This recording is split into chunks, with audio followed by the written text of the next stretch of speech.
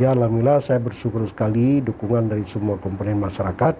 Mudah-mudahan program penataan kota agar kota kita benar-benar kota yang islami, kota yang teratur, tertib, masyarakat di dalamnya aman, damai, dan nyaman dalam melakukan aktivitas, baik itu aktivitas sehari-hari maupun aktivitas ekonomi.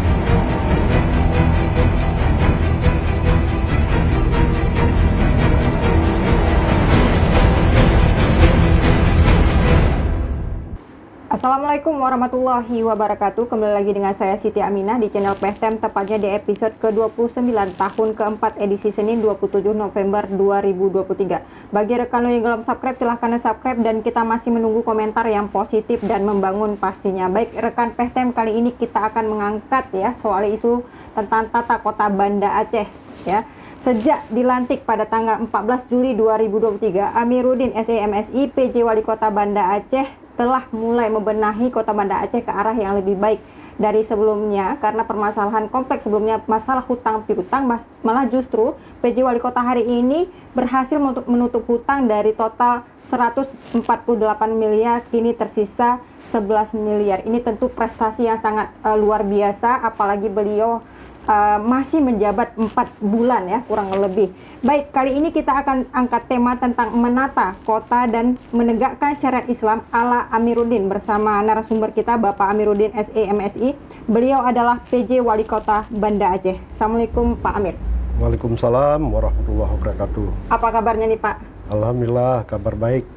Sehat Pak ya? Sehat, alhamdulillah. Terima kasih Pak, kami sangat mengapresiasi karena Bapak sudah hadir ke PTM hari ini menjawab tema kita menata kota dan menegakkan syariat Islam ala Amiruddin. Ini bagaimana sebenarnya kota Banda Aceh nih Pak, kalau misalnya Anda lihat permasalahan selama ini? Pertama sekali ini terima kasih atas undangan ke podcast PTM pada hari yang berbahagia ini. Ya, alhamdulillah memang sudah dijadwalkan saya bisa hadir dan sekaligus memanfaatkan momen ini untuk menyampaikan penataan kota menuju yang lebih baik ya, dengan penerapan di dalamnya penerapan syariat Islam ya. Karena memang Banda Aceh ini kita komit terhadap penerapan syariat Islam kepada seluruh warganya. Kemudian perlu kami sampaikan bahwa penataan kota Banda Aceh ini kita mulai ya dari di tingkat kami dulu, di tingkat aparatur pemerintah kota. Pertama, saya memang melakukan koordinasi terus dengan berbagai OPD yang ada di Pemko, sekaligus menyampaikan program-program kerja kita ke depan ya. Salah satunya programnya adalah bagaimana kita menata kota Banda Aceh ke arah yang lebih baik. Penataan ini ya tentu saja bukan hanya terkait dengan menata para pedagangnya, menata arus lalu lintasnya, menata segala aktivitas kotanya, tapi juga menata kehidupan malamnya ya, sehingga masyarakat ini benar-benar melakukan pengawasan ya, di Banda Aceh sehingga tidak terjadi pelanggaran-pelanggaran terhadap syariat Islam di kota Banda Aceh. Ya, alhamdulillah 4 bulan sudah berlalu dan dengan segala dukungan dari seluruh komponen masyarakat di Banda Aceh, termasuk terutama sekali Forkopimda ya.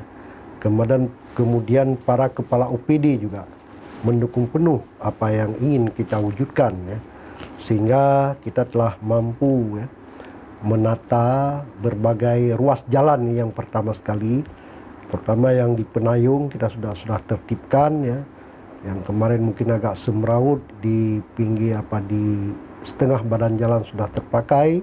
Alhamdulillah hari ini sudah dapat kita gunakan kembali jalan tersebut dengan baik, dengan memindahkan para pedagang kaki lima ini ke tempat yang lebih layak lagi sehingga mereka dapat mengembangkan usahanya.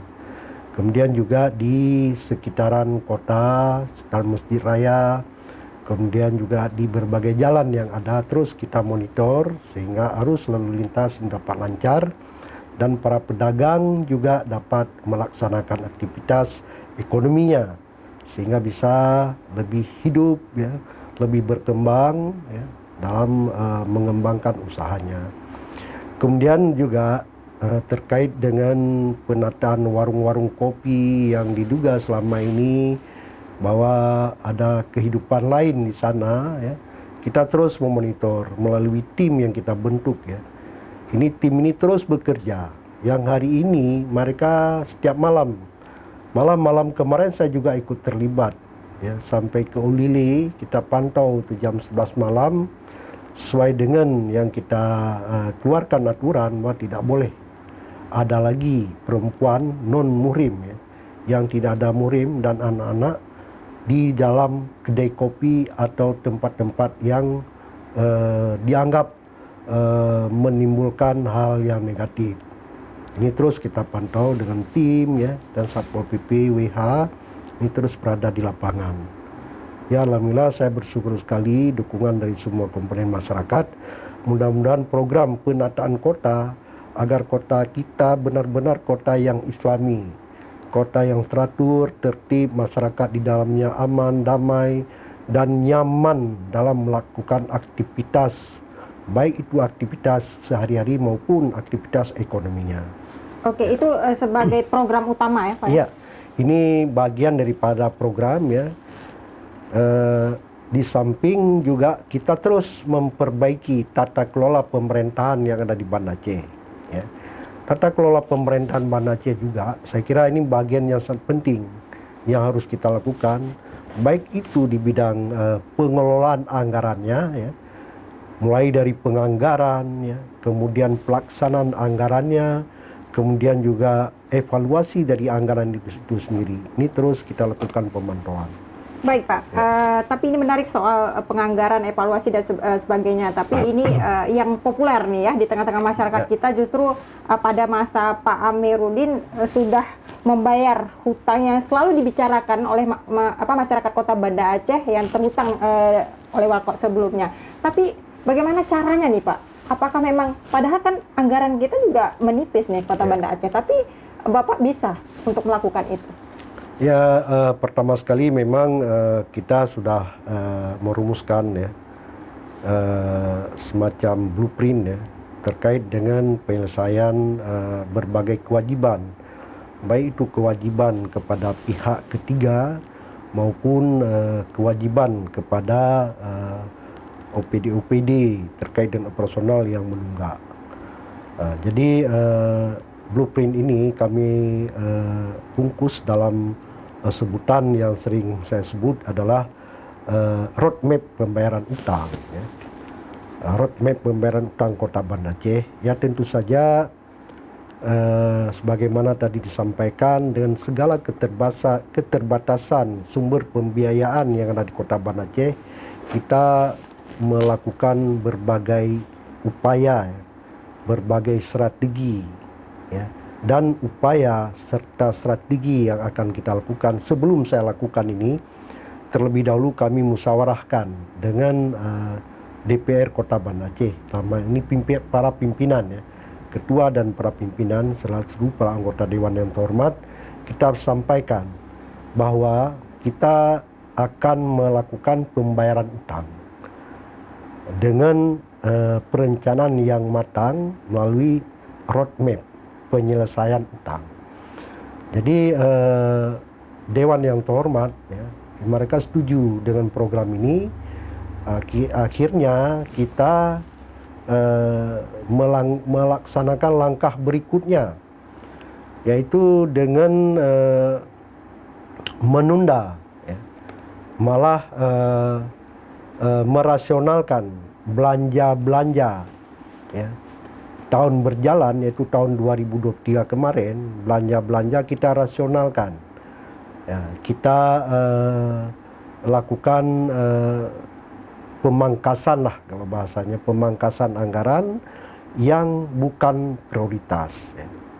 Jadi kegiatan-kegiatan yang bukan prioritas kita tunda dulu, ya, uang ini kita ambil untuk melakukan pembayaran kewajiban.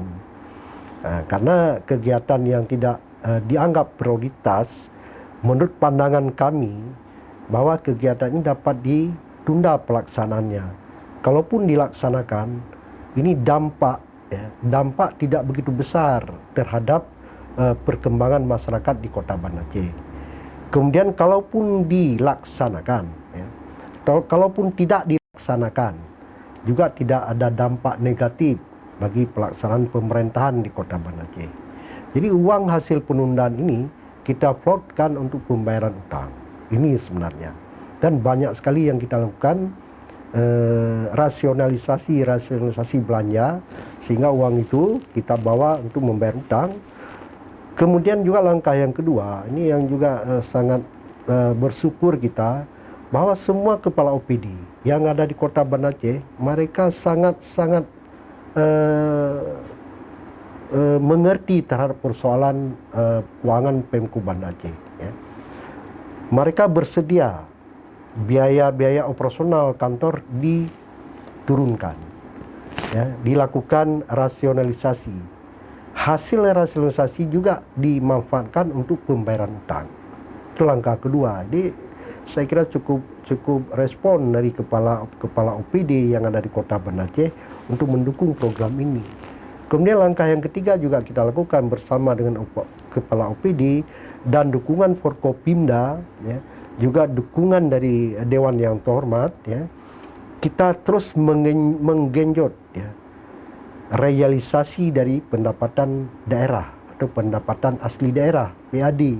Ini terus kita upayakan bagaimana meningkatkan realisasinya dari yang sudah ditargetkan.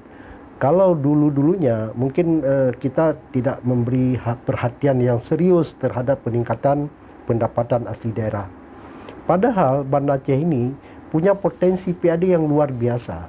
Kalau ini kita kelola secara maksimal, kita yakin sekali bahwa pendapatan Kota Banda Aceh ini akan cukup baik, ya. Dan baiknya pendapatan Banda Aceh ini akan sangat membantu terkait dengan pelaksanaan pelayanan sosial bagi masyarakat. Apalagi kita masih dalam kondisi stunting. Dapat diambil dana yang kita kejar ini untuk dialokasikan pemberdayaan masyarakat miskin, ya, sehingga pemberian makanan tambahan untuk anak-anak yang stunting ini dapat terus dilakukan. Ini 3 upaya yang kita lakukan. Yang pertama tadi sudah saya sampaikan, ya, kita lakukan rasionalisasi terhadap program yang bukan prioritas. Kemudian yang kedua, belanja operasional dari OPD juga kita efisienkan, ya. Dan yang ketiga, kita maksimalkan dengan segala daya pendapatan yang sudah dianggarkan, terutama pendapatan daerah, ini kita maksimalkan realisasinya. Ya, alhamdulillah hari ini sudah berjalan baik. Baik, menarik nih Pak Amir, ya. Tapi di tengah juga beberapa segmen sebelumnya juga pertanyaan yang muncul setiap PJ itu pasti tidak mau dibebani dengan hutang dan tidak mau membayar dengan hutang. Tapi Pak Amir, Anda masih 4 bulan sudah berpikir untuk melunasi beban-beban hutang dari Walkot sebelumnya. Apakah memang ini karakter memang untuk membenahi Kota Banda Aceh yang lebih baik? Padahal Pak Amir juga bisa menikmati semuanya tanpa harus membayar hutang, kan bukan menjadi tanggung jawab, atau seperti apa? Ini statement-statement yang kerap sekali muncul. Jadi saya berpikir realistis saja, ya, berpikir positif. Artinya utang itu adalah utang pemerintah, ya, yang sudah diakui sebagai utang karena ini hasil dari review dari inspektorat. Karena ini adalah utang pemerintah, kita yakini bahwa pemerintah selanjutnya ini berkewajiban untuk melakukan pembayaran. Ini dasar ini. Jadi saya tidak berpikir bahwa ini utang orang lama, ya, si A, si B. Saya tidak berpikir seperti itu. Yang saya anggap ini adalah utang pemerintah. Kalau terus berlanjut ini akan merugikan pemerintah. Ya, anggapan masyarakat terhadap pemerintah Kota Banda Aceh ini selalu negatif. Jadi kita terus ini melakukan upaya-upaya sehingga anggapan ini dapat dihilangkan. Dan alhamdulillah hari ini sudah sangat baik ya, posisi hutang kita sudah sangat positif ya. Walaupun memang belum selesai semuanya ya. Tapi kita terus berupaya, mudah-mudahan akhir tahun anggaran ini tidak banyak seperti tahun-tahun sebelumnya ya. Tapi ini jumlahnya sangat signifikan ini Pak Amir, dari 148 M, kemudian di masa Pak Amir juga sudah melunasi sehingga tersisa 11 M. Apakah misalnya Pak Amir tidak takut nih ke depannya pemerintah Kota Banda Aceh kehabisan anggaran, tidak bisa membuat proyek-proyek baru atau seperti apa? Nah, kalau persoalan tidak ada proyek-proyek baru, saya kira yang kita tunda kemarin itu kan proyek yang bukan prioritas. Artinya, kalau disebut prioritas di sini, ya, atau proyek strategis lah. Ya.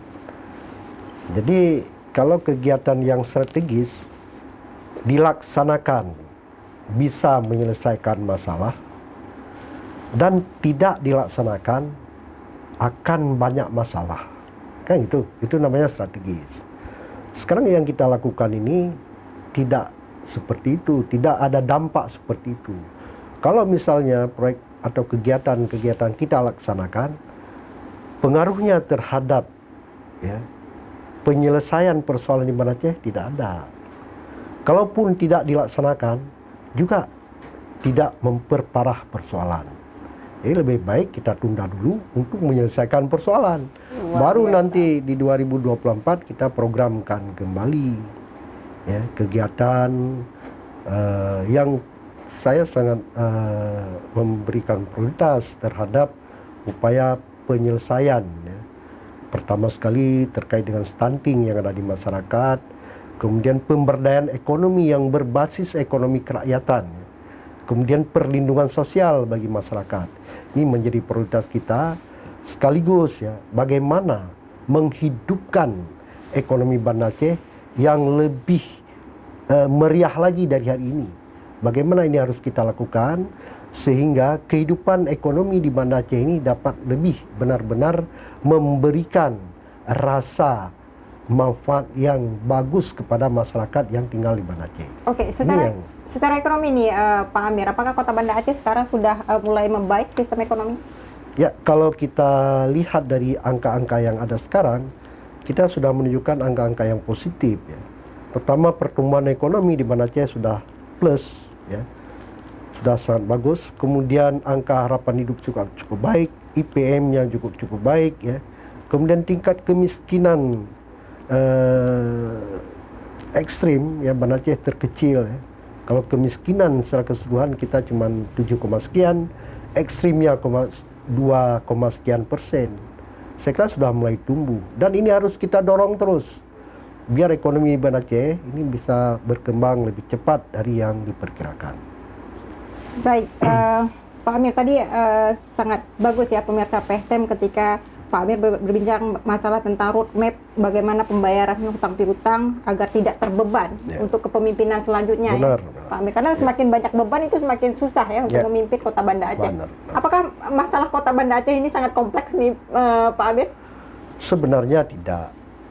Kalau kita melihatnya secara realitas ya.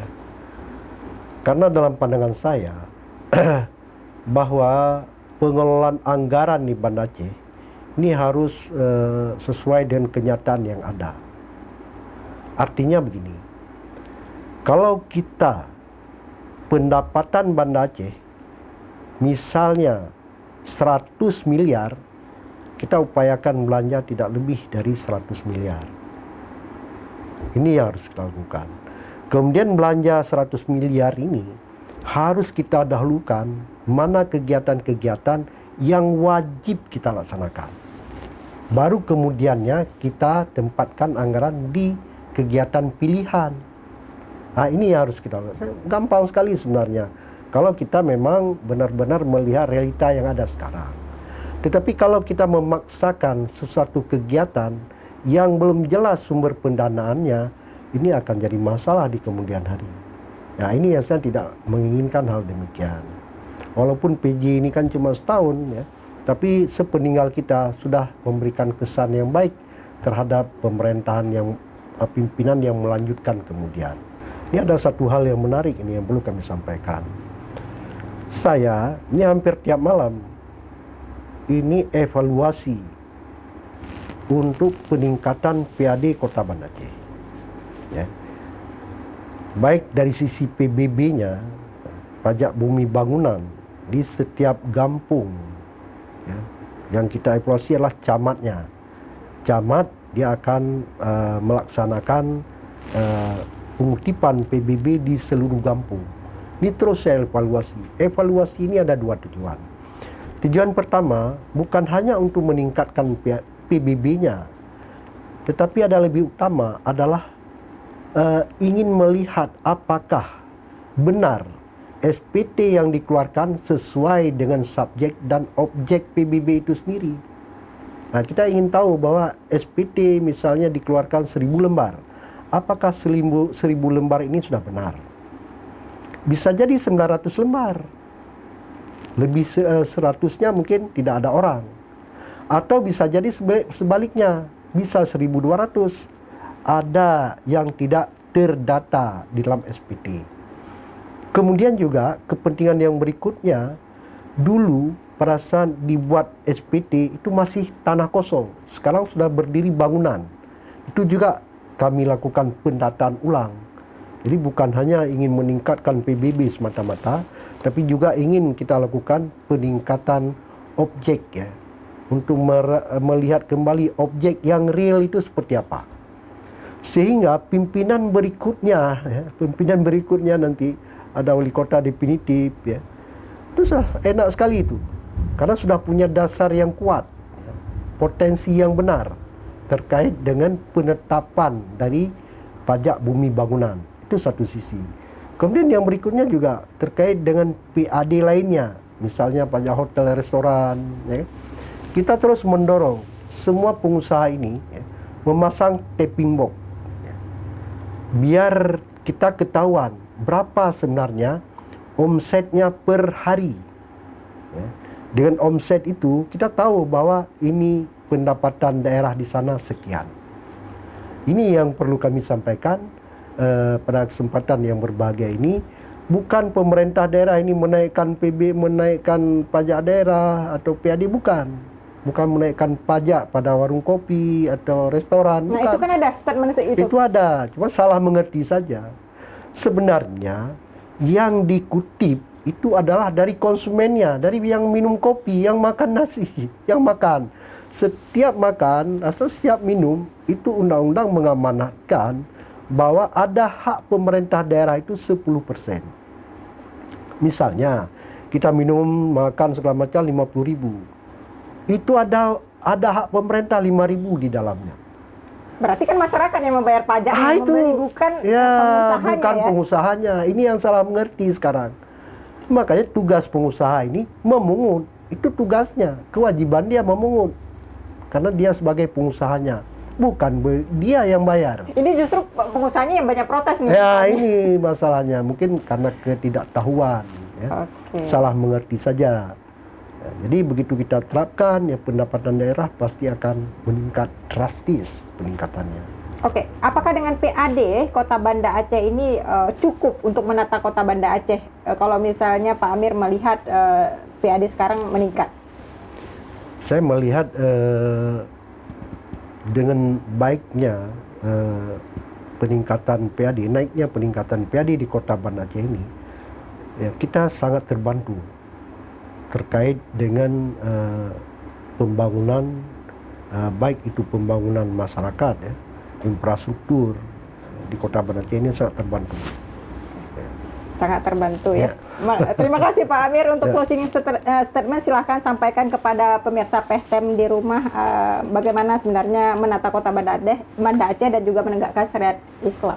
Silakan. Baik, saudara-saudara saya semua, warga Kota Banda Aceh dimanapun Anda berada, saya penjabat Wali Kota Banda Aceh, ya, terus bersama dengan Bapak-Bapak sekalian ingin berbuat yang terbaik untuk masyarakat Banda Aceh, baik itu penataan perkotaannya maupun penataan di seluruh kampung-kampung yang ada di Banda Aceh.